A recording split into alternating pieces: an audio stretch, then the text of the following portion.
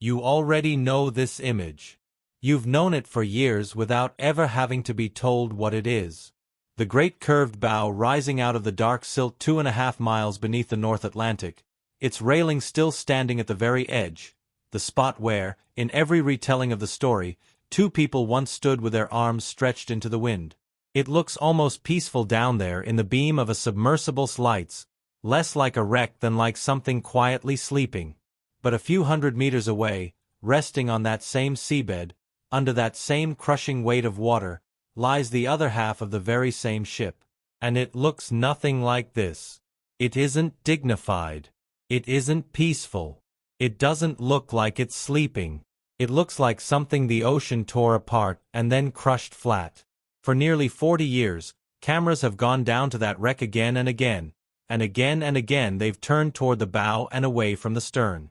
The question worth sitting with is a simple one. Why? Why does almost every documentary linger on the front of the ship and rush past the back? What's actually down there, and why do the people who've spent entire careers studying this wreck tend to go quiet and choose their words very carefully whenever the conversation turns toward it? To understand the answer, you have to go back further than the 1985 expedition that finally found the wreck. You have to go back to the survivors themselves in the weeks and months after that April night, and to an argument that split them into two irreconcilable camps, an argument over the single most basic fact about how the ship actually died. In the aftermath of the sinking, survivors were asked over and over to describe exactly what they'd witnessed, and their accounts didn't agree, not in the small, forgivable way you'd expect from traumatized people recalling a nightmare in the dark, but in a fundamental, structural way. Some of them, scattered across the freezing water in lifeboats, swore they had watched the ship break apart. They described a deep, grinding roar unlike anything they'd ever heard, the sound of steel tearing itself open, and they described the stern rising up black against the stars, tilting higher and higher until it stood nearly vertical, hanging there for what felt like an impossible length of time before finally sliding under. Other survivors insisted this wasn't what happened at all, describing instead a ship that sank slowly and steadily in one complete piece, settling by the bow until the ocean simply closed over her. Among those who held this second view were some of the most senior surviving officers, men whose profession was the sea itself, who argued with real conviction that a hull built to those specifications simply could not have fractured the way the other witnesses described. Faced with two groups of sincere, traumatized eyewitnesses telling contradictory stories about a catastrophe that unfolded in freezing darkness over the space of a few minutes, the official inquiries on both sides of the Atlantic leaned toward the professional mariners. The testimony of an officer, delivered calmly and with technical authority, was weighted more heavily than the testimony of frightened passengers describing horror from a pitching lifeboat.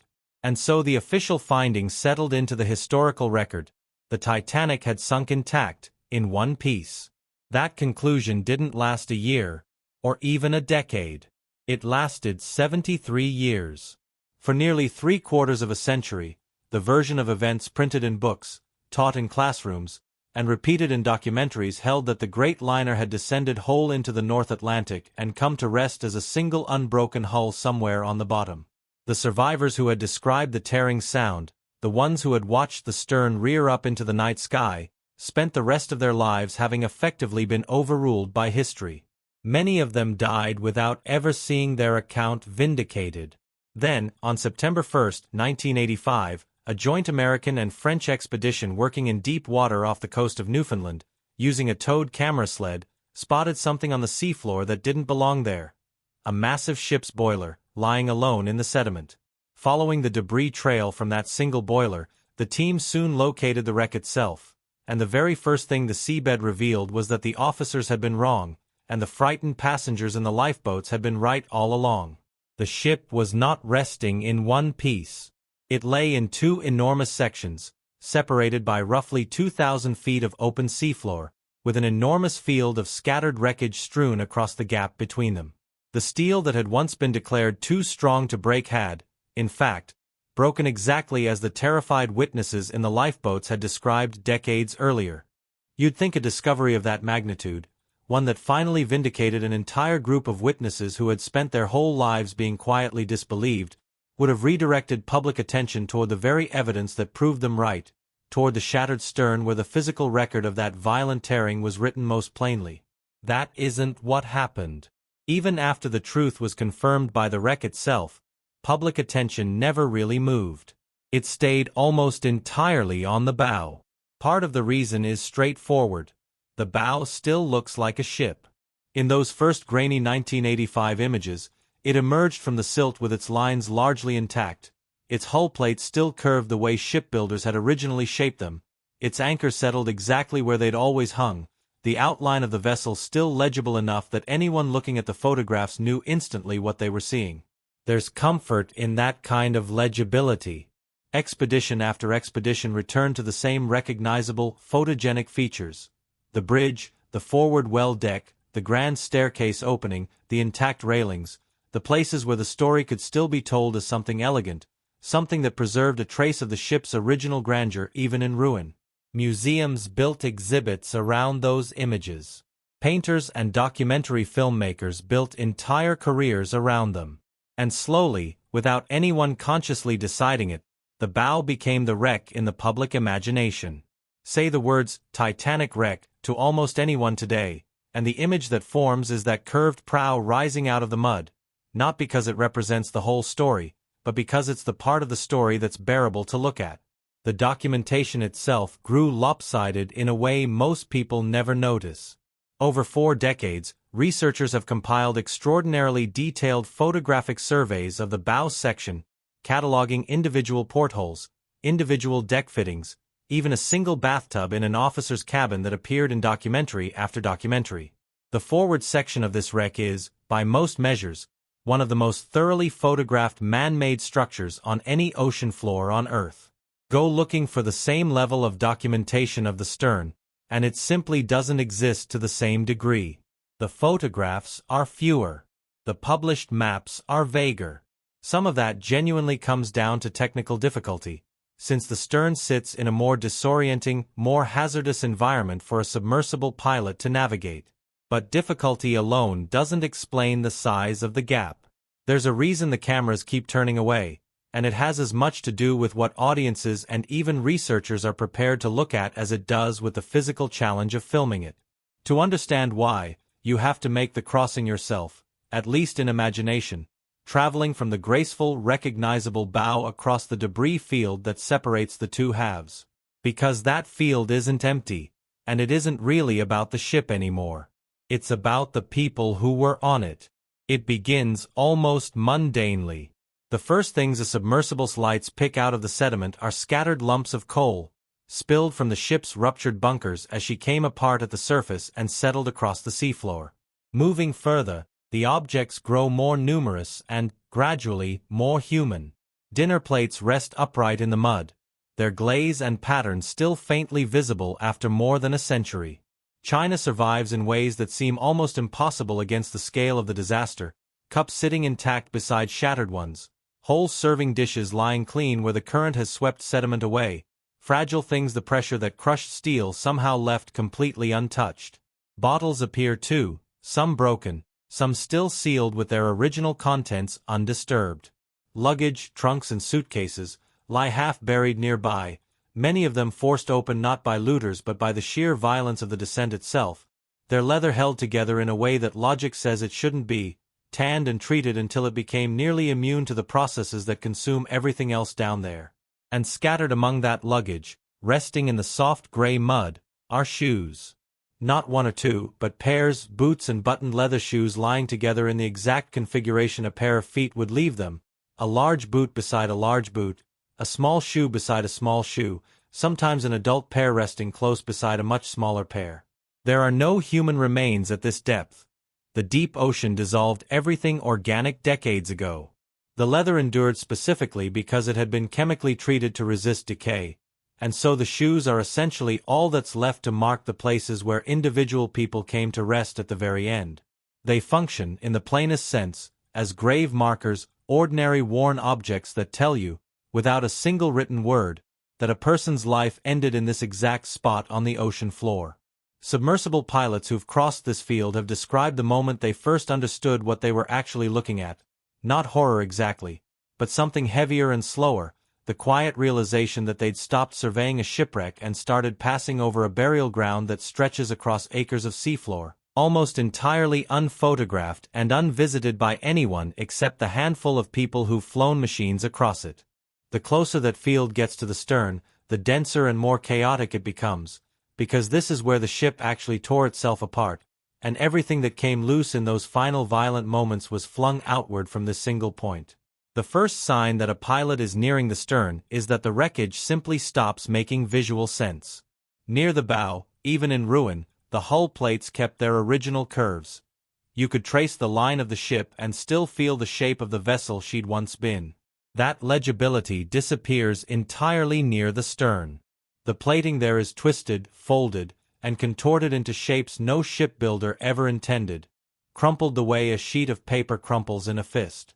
There's no line left to follow. Pilots who've navigated this section have described it as something closer to a labyrinth, with no fixed landmarks, no recognizable features to orient by, just walls of ruptured steel rising in every direction and corridors that seem to lead nowhere. What remains of the stern itself barely resembles a ship section at all. It doesn't rest on the seabed the way the bow does, upright and composed. It's a compressed, mangled mass of steel. When it struck bottom, its decks didn't settle so much as collapse, pancaking down onto one another in a dense vertical stack of flattened metal, as though the entire aft third of the largest moving object ever built by human hands had been driven straight down and folded in on itself. Plating peeled back and splayed outward in places, whole sections lying inverted with no way to reconstruct their original orientation. Amid all of that destruction, only one feature has retained a shape a human eye can actually recognize. The ship's massive reciprocating steam engines, each roughly the height of a house, forged from iron thick enough that not even this could deform them, still standing upright out of the ruin like the last surviving pillars of a collapsed building. The question that separates the serene bow from this catastrophic ruin is a straightforward one. Why should two halves of the exact same vessel, resting at the exact same depth, under the exact same crushing pressure of roughly 2.5 miles of ocean, have ended up in such completely different conditions? If depth and pressure alone explain the damage, the two halves should look essentially alike. They don't, and that contrast isn't random. It's a physical record of something that happened to the stern that never happened to the bow, something that occurred not on the seabed itself but during the long fall down to it. The explanation comes down to what each section was carrying as it sank. Not cargo, but air. By the time the ship's structure gave way at the surface, the bow had already been flooding steadily for well over 2 hours. Water pouring in through the gash the iceberg had opened along her starboard side, rising deck by deck. By the moment the hull finally split, the forward section was already heavy and saturated, essentially full of water rather than trapped air. Because of that, it fell in a state of rough pressure balance. As it descended, the water pressure outside was matched by the water already flooding its interior, so there was nothing left to violently crush. The bow planed downward nose, first in a long, relatively controlled glide before finally driving into the sediment and stopping. It arrived largely intact because, in a sense, it fell already at peace with the pressure surrounding it. The stern experienced nothing of the sort. When the ship split, the after section briefly remained afloat, rising, hanging, and settling back before finally beginning its own descent, and unlike the bow, it was still substantially full of air, trapped inside cabins, corridors, and machinery spaces that hadn't yet flooded. As that section was pulled down into the deep, the outside pressure climbed with tremendous speed, doubling and tripling within the first few hundred feet, while the air sealed inside remained essentially at surface pressure. That imbalance couldn't hold. Based on the physical evidence and the understanding of implosion dynamics at extreme depth, researchers believe the trapped air pockets gave way catastrophically as the stern descended, with the hull imploding, bulkheads driven inward, and decks slammed together long before the section ever reached the ocean floor.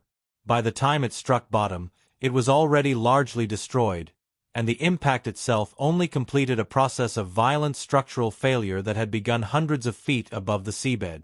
The two halves look so different not because one was built stronger than the other, but because one sank full of water while the other sank full of trapped air.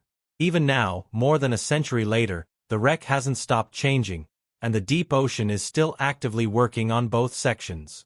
In 2010, researchers formally identified a previously unknown species of iron-consuming bacterium recovered from samples taken directly off the wreck's hull, a microbe adapted specifically to the cold, crushing dark of the deep Atlantic and capable of metabolizing the very steel the ship was built from.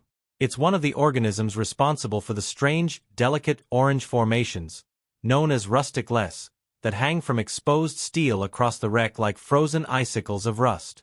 They look like simple decay, but they're genuinely alive, each one a living microbial colony slowly drawing iron out of the hull, atom by atom, and leaving behind fragile structures that crumble to powder at the lightest touch.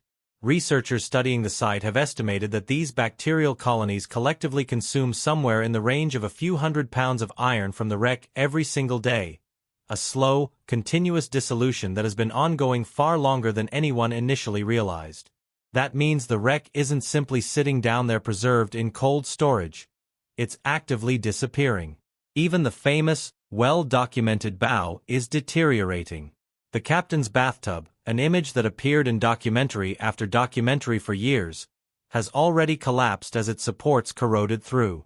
The roof over part of the officers' quarters has caved in. The opening above the grand staircase has slumped and widened. Rivet by rivet and plate by plate, the entire structure is gradually surrendering to the microbes and the current. Researchers who study the site closely have offered sobering estimates suggesting that within the next few decades, the recognizable shape of the Titanic, the graceful bow that's defined the ship's image in the public imagination for 40 years, will most likely be gone, not sunk any further, simply dissolved into an indistinct stain of rust across the ocean floor. Which brings the question back around to where it started. Why does almost no one linger on the back half? Why do the cameras drift toward the bow and turn away from the stern? The honest answer isn't a cover-up, and it isn't simple oversight. It's something quieter and more human than either of those explanations. The bow lets us tell ourselves a story we can actually bear to look at. It's composed, still legible as a ship, and in that legibility there's a kind of manufactured dignity, a comforting fiction of peaceful rest at the bottom of the world. It's genuinely possible to look at the bow and feel something closer to awe than grief. The stern doesn't offer that same comfort. It isn't a resting place in any meaningful sense, it's the physical record of terror, written directly into torn and folded steel, the exact moment trapped air gave way and decks were driven together while the ship was still falling through open water. There's no discernible romance in it, no borrowed dignity, nothing but the plain physical truth of how violently that section actually ended and how many people were most likely still aboard when it did. Cameras and documentaries turn away from it, again and again, largely because it refuses to let anyone comfortably look away from what actually happened. And that might be exactly why, once the more photogenic bow finally dissolves for good in the coming decades, the shattered stern will end up being remembered as the more honest artifact the disaster ever left behind. Not a monument to a beautiful ship frozen at the moment of loss, but a monument to what actually happened to the people who never made it off of her.